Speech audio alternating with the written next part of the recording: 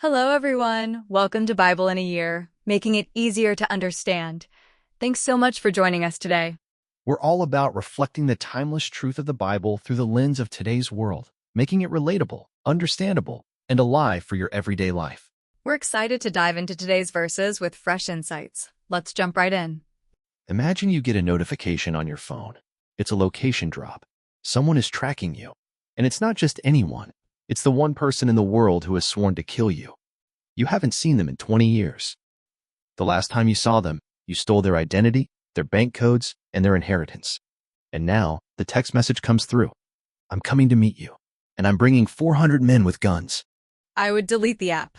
I would throw the phone in the river and run the other way. Exactly. You'd run. But what if you couldn't run? What if God explicitly told you, go back? Today, we're looking at the most terrifying family reunion in the Bible, a wrestling match in the dirt that changes a man's name forever, and the moment a con artist finally gets broken. Welcome to Day 12. And welcome back, everyone, to Bible in a Year, making it easier to understand. I am your host, John Dalton. And I'm Stephanie Dalton. We are so glad you are here with us today. John, can you believe we are already on Day 12? 12 days. That is almost 2 weeks. If you are still with us, give yourself a pat on the back. You are building a habit that is going to change your life. Absolutely. And today? Wow. Today is heavy. We are reading Genesis chapters 32, 33, 34, and 35. And I have to be honest, John, when I was prepping for this, I got stuck on chapter 32. I think I read it 5 times. It's iconic. Jacob wrestling with God. We hear that phrase all the time in church, right? Oh, I'm just wrestling with God on this decision. But when you actually read the text, it is so much weirder and wilder and dustier than I remembered. It really is. And we need to give a little heads up here, right? Because chapter 34... Yeah, chapter 34. We're going to cover it in the next segment, but parents, just be aware. Genesis 34 deals with sexual assault and some brutal violence. It's not a G-rated chapter. It shows us humanity at its absolute worst. So, if you have little ears in the car, you might want to preview that part. Thanks for that, John. It's important to remember the Bible doesn't sugarcoat reality. It shows us the mess so that the grace shines brighter. But let's start with the context. Where are we? Okay, let's set the scene. Jacob, our favorite con man, has just pulled off the great escape from his father-in-law, Laban. He has 2 wives, 2 concubines, 11 sons, a daughter, and massive flocks. He is finally heading home to Canaan. But home isn't just a place. Home means Esau. Home means the brother who said, explicitly, "The days of mourning for my father are approaching. Then I will kill my brother Jacob." That was the last thing Jacob heard before he fled. So, Jacob is terrified. He sends messengers ahead to test the waters. And notice his language in chapter 32, verse 4. He tells them to say, "Your servant Jacob says." Oh, he is playing the PR game of his life. Remember the blessing he stole? It said, "Be Lord over your brothers."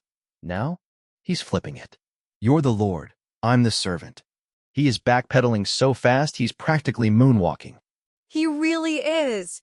But the messengers come back, and they don't say, "Hey, Esau is excited to see you. He's firing up the grill." 400 men. John, that's not a welcoming committee. That's a battalion. No, they say, "We found him, and he's coming to meet you, and he has 400 men with him." Exactly. If I'm coming to pick you up at the airport, I bring the minivan. If I bring 400 guys with swords, I'm not there to carry your luggage. I'm there to end you. So Jacob panics. Verse 7 says he was greatly afraid and distressed. And this is where we see the old Jacob kick into high gear. What does he do?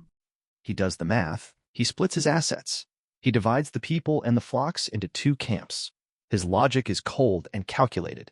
If Esau attacks one group, the other might escape. It's basically, I'm willing to lose half my family to save the other half. It sounds so callous, but he's desperate. But then, John, he does something different in verse 9. Yes, he prays. And Steph, this is the first real, desperate, gut-level prayer we see from Jacob. Listen to this. "O God of my father Abraham and God of my father Isaac, I am not worthy of the least of all the deeds of steadfast love and all the faithfulness that you have shown to your servant." I am not worthy. That is a huge shift for Jacob, isn't it? He's always felt entitled. Entitled to the birthright, entitled to the blessing, entitled to Rachel. Now he's saying, I don't deserve any of this. It's the beginning of brokenness. He's realizing that his wits, his schemes, his hustle, none of it can save him from 400 men with swords. He is backed into a corner, and that is usually where God does his best work. So he prays, but then he also keeps scheming. I love this about the Bible. It doesn't make him instantly perfect. He prays, and then he sends this massive parade of gifts to bribe Esau. It's the ultimate I'm sorry fruit basket. But it's 550 animals. Goats, sheep, camels, donkeys. He sends them in waves, drove after drove. He wants Esau to get hit with gift after gift after gift. He is trying to wear down his brother's anger with sheer generosity. It's brilliant, really. Here are 200 goats. Who are these from? Your servant Jacob. 10 minutes later, here are 30 camels. From who? Your servant Jacob. He's rebranding himself from brother to benefactor. But then night falls. The sun goes down. They are at the ford of the Jabbok River. And John, I was reading that there is a wordplay here in the Hebrew. The river is Jabbok. The man is Jacob. And the word for wrestle is Yabek. It's this triliteral root connection. The geography itself is part of the struggle. Oh, the Bible loves a good pun.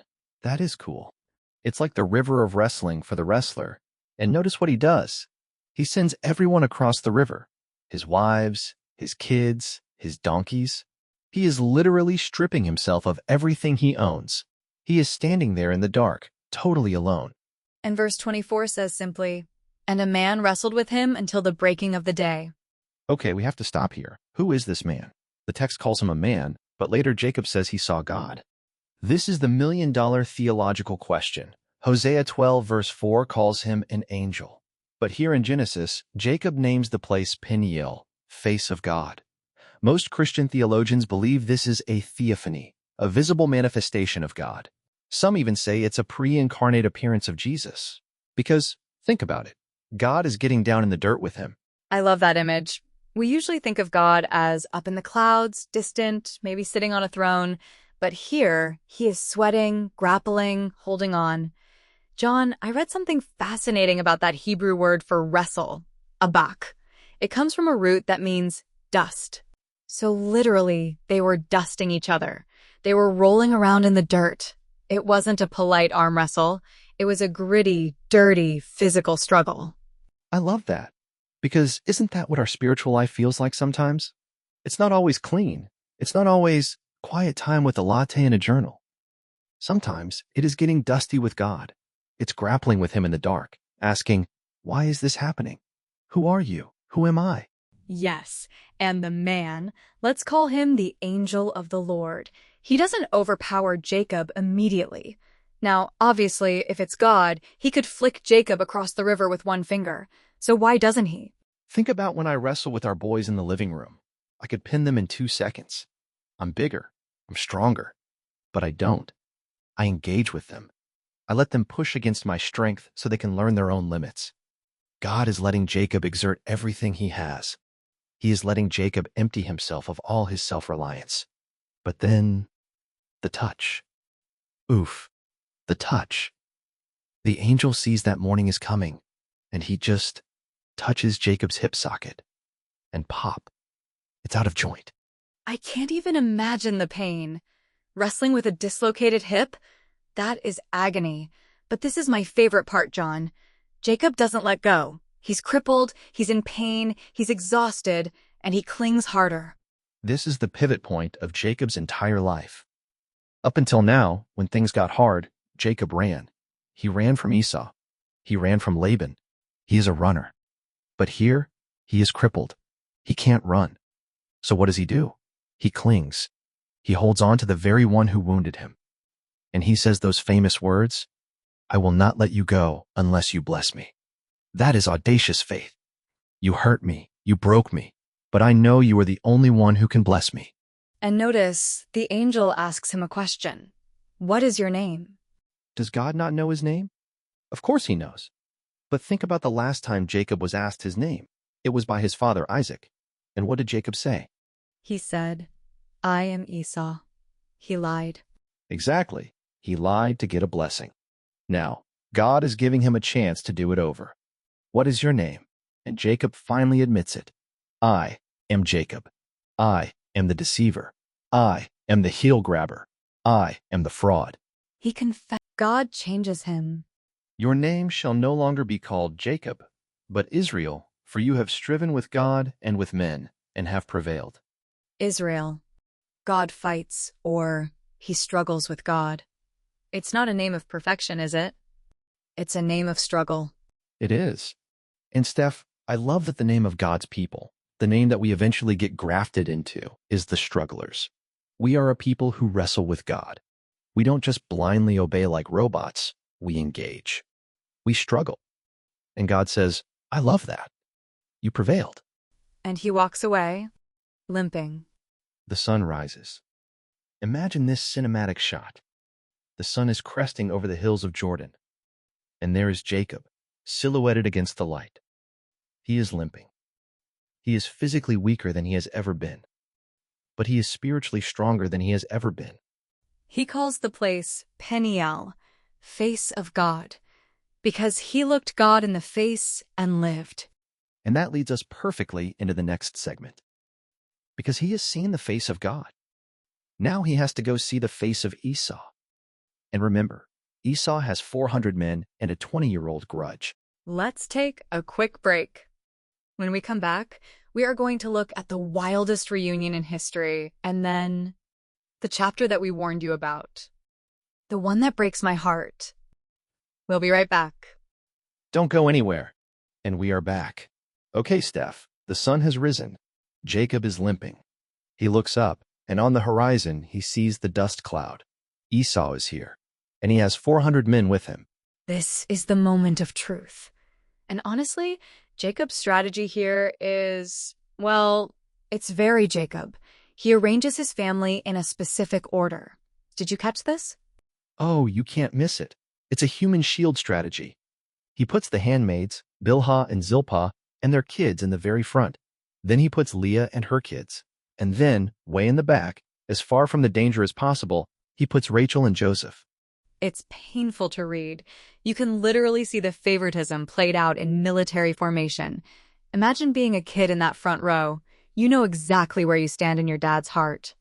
If anyone is getting taken out first, it's you guys. It's terrible parenting, let's be honest. He's setting up future therapy bills for every single one of those sons. But then Jacob does something brave. He limps to the front. He passes them all, and he bows down 7 times. He is prostrating himself, expecting a sword to the neck. And instead, he gets a tackle. But it's not a tackle of war. Verse 4 says, But Esau ran to meet him and embraced him and fell on his neck and kissed him, and they wept. It is shocking, Grace. Esau, the guy who swore to kill him, the guy who was cheated out of everything, doesn't extract revenge. He just wants his brother back. It reminds me so much of the prodigal son story, but in reverse. The wrong brother runs to the schemer. And then Jacob says something that I think is the key to this whole chapter. He looks at Esau and says, For I have seen your face, which is like seeing the face of God, and you have accepted me. Let's pause right there. Think about that statement. Just hours ago, Jacob was at Peniel, wrestling in the dirt, seeing the face of God in the struggle. Now, he looks at his enemy, his estranged brother, and says, Seeing you forgive me is like seeing God. That gives me chills, John, because we usually think seeing God's face is this big, mystical, mountaintop experience. But here, Jacob finds God in the face of the person he hurt. Exactly. Here is the mirror for us today. Forgiveness is a form of theophany. When someone has wronged you, deeply wronged you, betrayed you, stolen from you, and you choose to embrace them instead of destroying them, you are showing them what God looks like. Think about the person you are estranged from right now. Maybe it's a sibling, an ex-spouse, a former business partner. If you were to run to them and offer grace, you would be the closest thing to Jesus they might ever see. That is so powerful.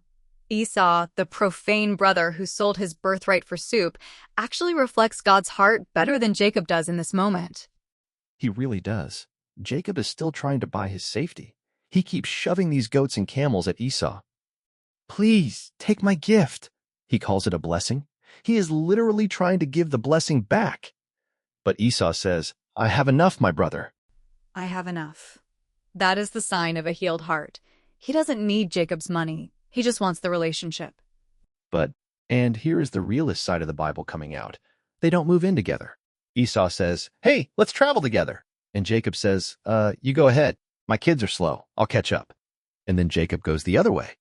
He totally ghosts him. He says, see you in Seir, and then heads to Succoth.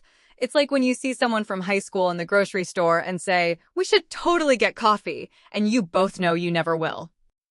Totally. Let's do lunch. Never happens. Jacob is reconciled, but he is still cautious. He settles in Shechem. He buys land. He builds an altar. It seems like everything is finally peaceful. But then we turn the page to Genesis 34, and the peace is shattered. Yeah, this is the hard chapter. We warned you. This is where the Bible shows us the absolute darkness of the human heart. It starts with Dinah, Jacob's daughter. She's the only daughter named in the text. Verse 1 says she went out to see the women of the land. She's young, she's probably lonely, she wants to make friends. And she catches the eye of Shechem. He's the prince of the area, a rich kid, entitled, used to getting what he wants. The text is brutal. It says he saw her, he seized her, and he lay with her and humiliated her. It's an assault. But then in the very next verse, it says his soul was drawn to her and he spoke tenderly to her. He wants to marry her. It's this twisted, possessive obsession. He takes what he wants and then decides he loves it. It's not love, it's consumption. But Steph, what makes me angry in this story isn't just the assault. It's the reaction of the men in her family. Jacob hears about it, and he does nothing.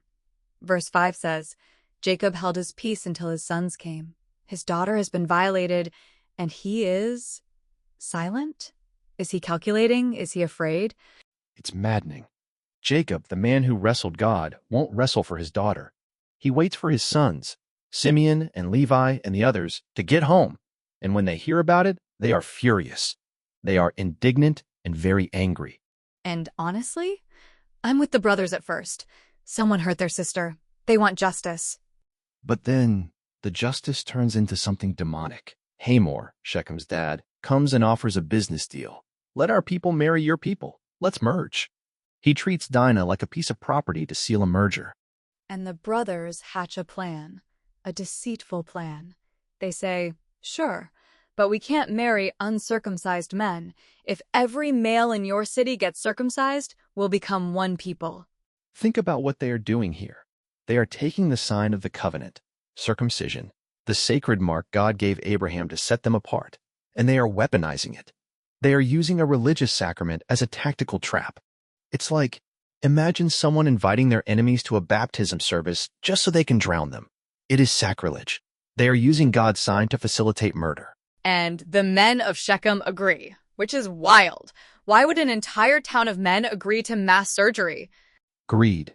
Hamor sells it to them by saying, will not their livestock, their property, and all their beasts be ours? They think they are buying into Jacob's wealth, so they do it. And then, the third day.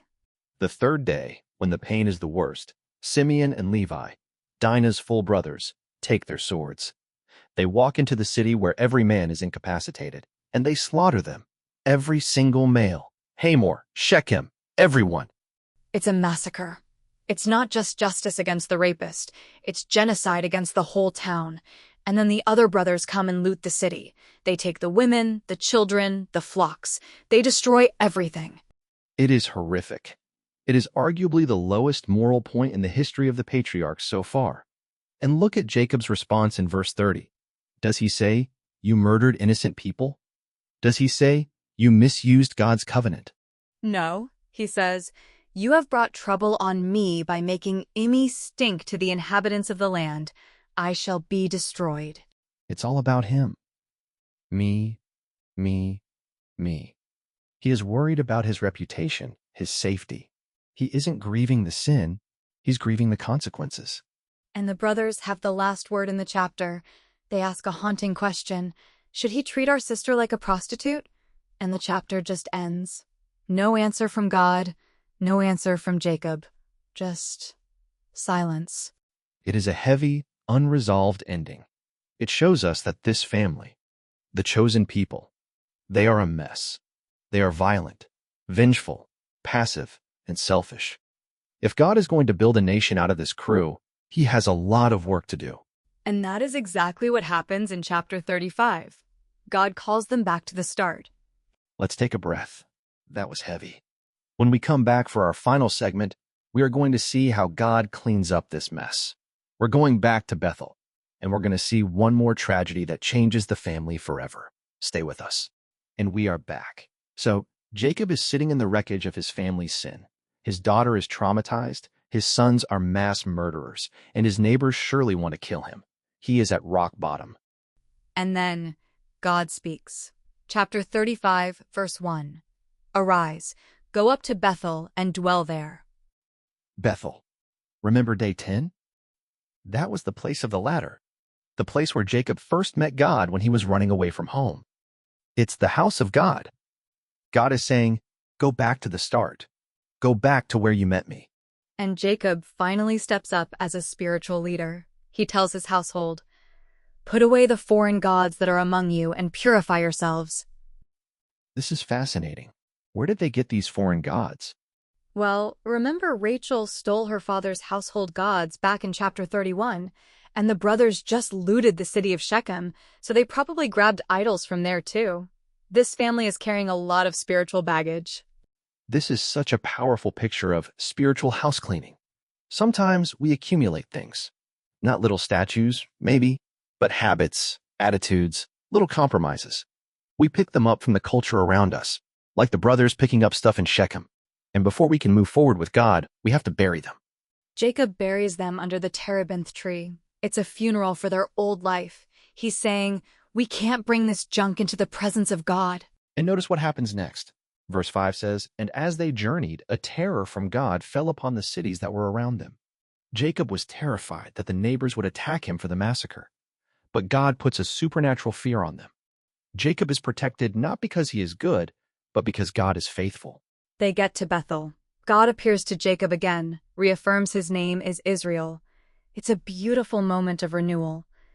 But then, as they leave Bethel, the shadows come back. We have 3 deaths in this chapter. It's a chapter of goodbyes. First, there is a small detail in verse 8.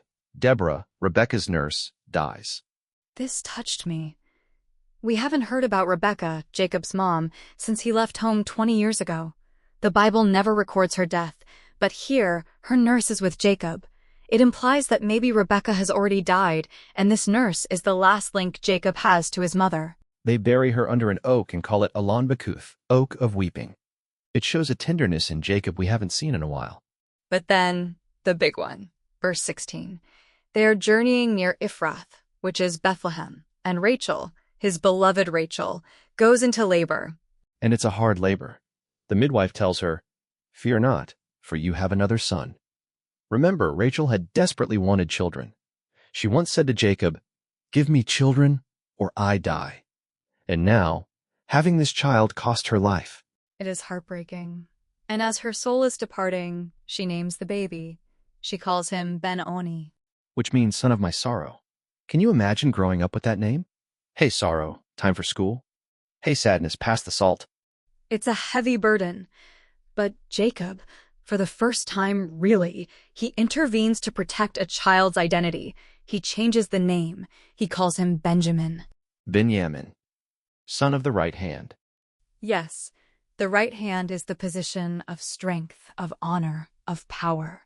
Steph, there is a beautiful connection here to Jesus. Oh, I love this. Tell us. Jesus is both Ben-Oni and Benjamin. In Isaiah 53, he is called the man of sorrows, acquainted with grief. He suffered like Ben-Oni. But after his resurrection, where did he go?